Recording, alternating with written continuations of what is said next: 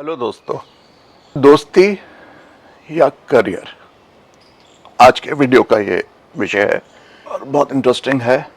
Youngsters को clarity मिलेगी कि हमको किस चीज़ को कितना इम्पोर्टेंस देना है और कितना महत्व देना है और किस चीज़ को कितना इग्नोर करना है। तो इसमें मैं आपको कुछ पॉइंट बताऊंगा जिससे आपको आगे ज़िंदगी में जा कर के बहुत लाभ हो सकता है। और पेरेंट्स के लिए भी ये बहुत इम्पोर्टेंट है, क्योंकि बहुत सारे पेरेंट्स भी बच्चों को इनकरेज करते हैं कि आप सोशल बनिए, आप दोस्त बनाइए, अच्छे दोस्त बनाइए और अच्छी कंपनी रखिए। तो इसमें ये भी क्लैरिटी मिलेगी कि क्या ये ज़रूरी है कि अच्छी कंपनी या कंपनी रखी जाए, और अच्छी कंपनी बुरी कंपनी में क्या फ़र्क होता है। इसलिए पेरेंट्स भी देखें तो क्लैरिटी मिलेगी। मैं भी कॉलेज में यूनिवर्सिटी में पढ़ने के बाद आईएएस में 37 साल की नौकरी मेरे को करने को मिली, और इस दौरान मेरे जितने एक्सपीरियंसेस मुझे मिले, लोगों को देखा, यंगस्टर्स को देखा, स्कूल कॉलेजेस यूनिवर्सिटीज़ में जाने का मौका मिला, डिस्ट्रिक्ट्स में काम किए, और मुझे मालूम पड़ा कि एक्चुअल सच्चाई क्या है और हमको क्या डिस्टिंक्शन आज के यंगस्टर्स को देनी बहुत ज़रूरी है। खास करके आज जब सोशल मीडिया के ज़माने में हम रहते हैं, तो किन चीज़ों के बारे में हमको ख्याल रखना है। तो आज एक बहुत अच्छा मौसम था और बरसात थी यहाँ अहमदाबाद में, तो मैंने सोचा चलिए ये वीडियो आज बाहर आउटडोर्स में बनाया जाए। तो वेलकम अगेन। और पॉइंट नंबर 1 जो इस विषय में मैं कहना चाहता हूँ वो ये है कि दोस्ती और जान पहचान में अंतर क्या है, ये आप समझिए। सबसे पहले आजकल एक फैशन बन गया है कि यंगस्टर्स एक दूसरे को I like you, I love you तक बोल देते हैं, गले मिलते हैं, हाथ मिलाते हैं, और बहुत एक दूसरे के क्लोज रहते हैं, और कुछ क्षणों में फिर दोस्ती टूट जाती है। तो बहुत दिल को धक्का भी लगता है और बहुत मूव कर जाते हैं, इमोशनली बहुत इन्वॉल्व हो जाते हैं। और ये हर समय था, लेकिन अब थोड़ा ये ज़्यादा हो गया है। तो क्योंकि देखा देखी का ज़माना है, सोशल मीडिया का ज़माना है, लोग अपनी दोस्ती के किस्से, दोस्ती की बातें, फ़ोटोग्राफ्स शेयर करते हैं और दूसरों को भी बताते हैं कि ये हमारा दोस्त है, ये दोस्त नहीं है, ये बॉयफ्रेंड है, गर्लफ्रेंड है, या हमारा क्लोज फ्रेंड है। तो सबसे पहले तो आप ये समझिए कि दोस्ती अलग चीज़ है और जान पहचान अलग चीज़ है। आप बहुत सारे लोगों को जान पहचान सकते हैं और बहुत सारे लोग आपको जान पहचान सकते हैं, लेकिन दोस्तों की संख्या किसी भी व्यक्ति के लिए, चाहे वो जितना बड़े से बड़ा इंसान हो या जितना छोटे से छोटा इंसान हो, तो हम दोनों हाथ की उंगलियों पे गिन सकते हैं। इससे ज़्यादा मित्र जो हैं, फ्रेंड्स हैं, ये सामान्य तौर पे लोगों के नहीं होते।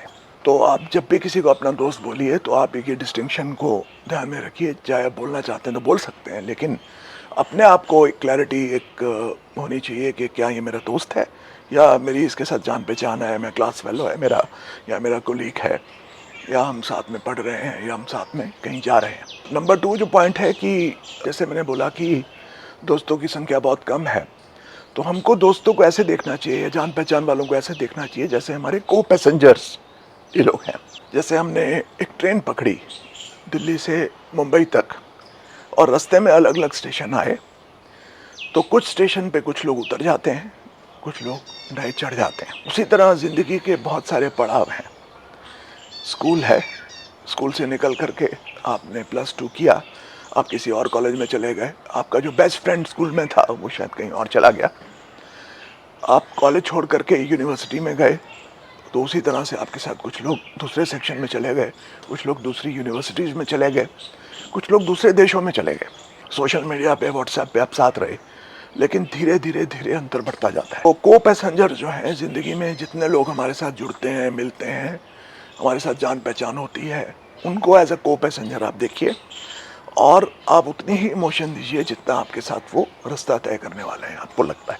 अगर आपका जीवन साथी है, आपका पति है, पत्नी है, माता पिता हैं, भाई बहन हैं, बच्चे हैं, तो ये सब आपके साथ जीवन भर रहने वाले हैं, उनका जीवन या आपका जीवन। तो ये लोग आपके बहुत इंटेंसली क्लोज लोग हैं, तो इनमें आप उतनी इमोशन उस हिसाब से इन्वेस्ट करिए।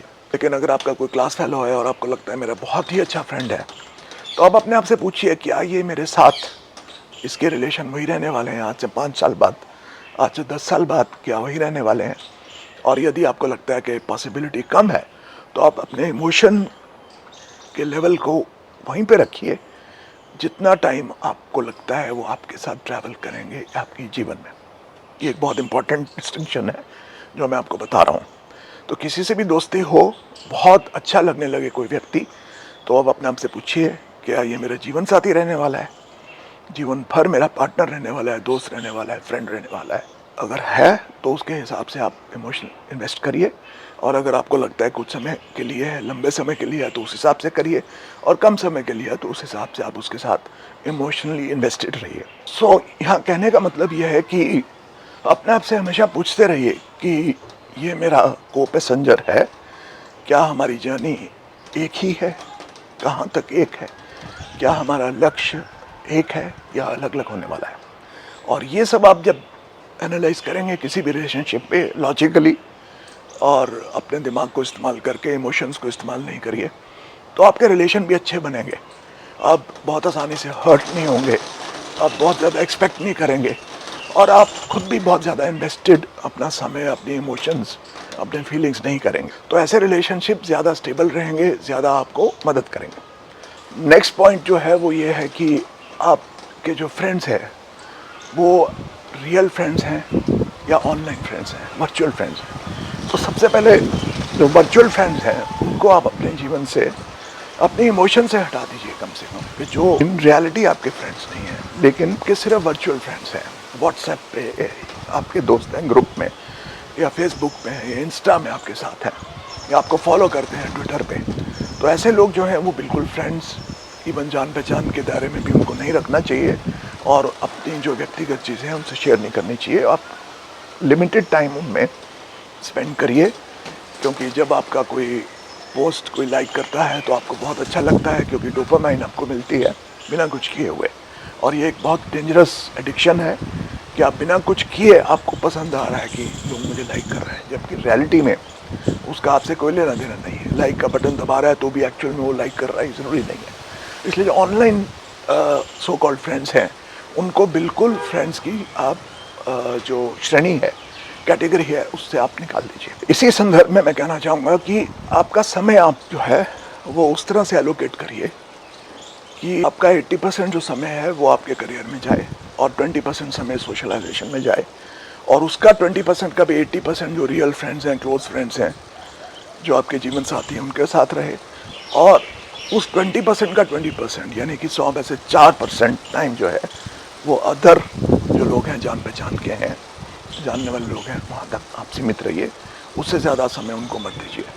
तो आपके टाइम की जो अलॉटमेंट है, जब आप पढ़ रहे हैं, स्टूडेंट हैं, बाद में अगर आप जॉब कर रहे हैं तो भी इस प्रपोर्शन में, 80-20 की प्रपोर्शन में अगर आप देंगे तो आपका एक so called work life balance भी रहेगा। जो ह्यूमन टेंडेंसी है आपको एक सोशलाइजेशन की भी, आपको जो एक इंसान में ज़रूरत रहती है वो भी पूरी हो जाएगी, और आप इमोशनली भी बहुत स्टेबल रहेंगे। ये बहुत एक ज़रूरी है। बहुत अच्छी बारिश हो रही है, आप सुन पा रहे हैं, और बहुत अच्छा मौसम है, खुशनुमा मौसम है, और आप भी इंजॉय करिए मानसून्स को। और उसके साथ साथ आपके फ्रेंड्स के साथ भी इंजॉय करिए, क्लोज फ्रेंड्स के साथ ज़्यादा इंजॉय करिए। लेकिन ये जो मैं आज बोल रहा हूँ उसको याद रखिए, कितना भी क्लोज आपका फ्रेंड हो, यदि आप सक्सेसफुल हो रहे हैं तो बहुत पॉसिबिलिटी है कि उसको जेलसी होगी। 3 इडियट्स फिल्म में बताते हैं कि अगर आपका फ्रेंड फेल होता है तो दुख होता है, लेकिन अगर आपका फ्रेंड फर्स्ट आता है तो और भी ज़्यादा दुख होता है। तो उन्होंने मजाक में बोला था, लेकिन ये एक्चुअल में शायद ये हकीकत है। इसलिए आप अपनी ज़िंदगी के सारे सीक्रेट्स, आपके सारे प्लान्स सब खोल के मत रख दीजिए। कोई भी आपके क्लोज टू क्लोज फ्रेंड ही हो तो भी, lot of things you should keep to yourself. कुछ चीज़ें आप अपने जीवन साथी को दीजिए, कुछ चीज़ें आप अपने क्लोज फ्रेंड्स के साथ शेयर करिए, और बहुत कम चीज़ें आप सिर्फ जो आपके जानने वाले हैं उनके साथ शेयर करेंगे। तो आपको एक इमोशनल स्टेबिलिटी भी मिलेगी, और आप एक प्रोटेक्टेड रहेंगे लोगों की जेलसी से। आपकी जो खुशी है वो आपके हाथ में रखिए। कोई आपके बारे में क्या सोचता है वो उसकी प्रॉब्लम है।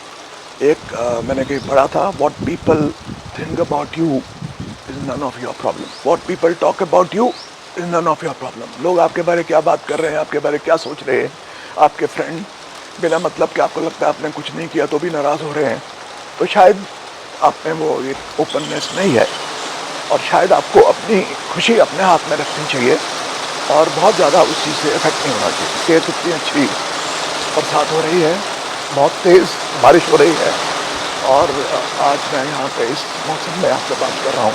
तो आपसे बात मेरे साथ साथ ये नेचर जो है, ये कुदरत है, ये आपको खुशी देती है। आप अपने एनवायरनमेंट में, अपने सक्सेस में, अपने काम के साथ खुश रहिए, अपनी पढ़ाई करिए, स्पोर्ट्स में है तो स्पोर्ट्स करिए, लेकिन ये ज़रूरी नहीं है कि आप फ्रेंडशिप में ही खुश रह सकते हैं।